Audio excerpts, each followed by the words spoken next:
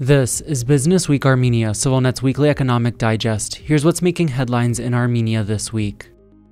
Armenia has confirmed it has so far not received any official complaints from Russia about the quality of the country's multi-million-dollar brandy exports, after Moscow-based consumer rights and lobbying groups claimed this week the spirits do not meet international safety standards. If the Kremlin were to restrict sales of Armenian brandy, also known as cognac, it would have a sizable impact on Armenia's economy and on tens of thousands of grape growers across the country. Armenia's Food Safety Inspectorate told the Armen Press news agency it had not received any formal communication on the matter from its Russian counterpart, while the country's economy chief dismissed concerns over the issue at Prime Minister Nikol Pashinyan's weekly cabinet meeting. As of now, we do not have problems with brandy exports or sales, nor have we received any alerts from Armenian exporters about this, Gevork Papoyan said. That all comes after Russia's TASS news agency reported that nearly 90% of Armenian brandy sold in the country failed to meet quality control standards, citing the findings of a joint study by a consumers' rights association called Anti-Counterfeit and the Cognac, Spirits, and Alcoholic Beverages Producers Union, a lobbying group. 200 samples of cognac from more than 20 brands from the 10 largest Armenian producers were acquired for the study, TASS reported. It continued. In 177 of them, violations were found, and in almost half of them, non-grape-based spirits were found. Only 23 samples were found to be fully compliant with international standards and Russian legislation. Brandy has long been one of Armenia's top export goods, and Russia has long been the country's main foreign market. Yerevan exported nearly $192 million worth of brandy to Moscow last year, accounting for some 80% of Armenia's total worldwide brandy sales. The concerns over brandy quality comes as Armenia's ties with Russia, its traditional ally and main economic partner, continue to fray, with anger and frustration boiling in Yerevan over what is seen as Moscow's unwillingness or inability to honor its treaty obligations. As relations have worsened in recent years, Roselkhoznadzor, Russia's food safety agency, has banned a number of Armenian exports, including dairy products, mineral water, and most recently, fresh produce. But crucially, none of those sectors are as important to Armenia's overall economic health as the brandy industry. Roselkhoznadzor, which has long stood accused of restricting trade as a means of political retaliation, has so far remained silent on the issue of Armenian brandy.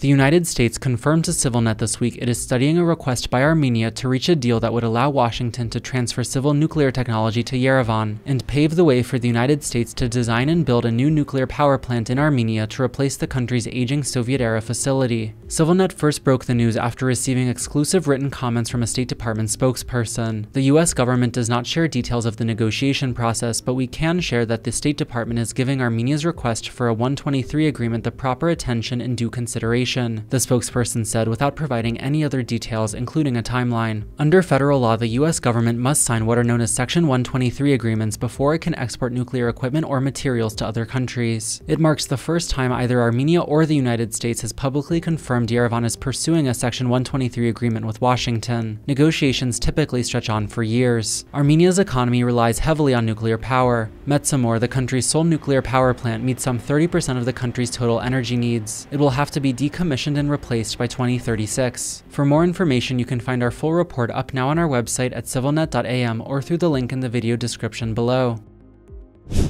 And in macroeconomic news, Armenia has revised down its GDP growth figure for last year to 8.3% from 8.7%, shaving off some $134 million in value from its original estimate. According to those new calculations announced by Papoyan on public television this week, Armenia's economy last year was worth about $24.3 billion. Despite the revision, Armenia was still the fastest growing economy in the region last year after expanding by a record 12.6% the year before that. Likewise, the economy ministry revised down its estimate for Armenia's GDP growth in the first quarter of this year to 6.6% from 9.2%. It left its calculation of the country's economic growth in the second quarter unchanged at 6.4%. Taken together, that means Armenia's economy is not currently on track to meet the government's target of 7% growth for this year. Overall, Armenia's economy has surged since Russia's full-scale invasion of Ukraine in 2022, and much of the country's growth continues to be fueled by massive inflows of capital and labor from Russia and soaring trade between the two countries, including a vibrant export business. That has, by all indications, continued into this year, with the latest official figures showing Armenia's foreign trade in the past 6 months has more than doubled year on year to approach $18.5 billion, including $8.3 billion in trade with Russia, the world's most sanctioned country. Though Armenia's economy remains the smallest in the region in nominal terms, the past 2 years of strong growth have allowed the country to surpass both Azerbaijan and Georgia in terms of GDP per capita. And as always, please follow CivilNet for the latest news and independent reporting from our contributors on the ground here in Armenia.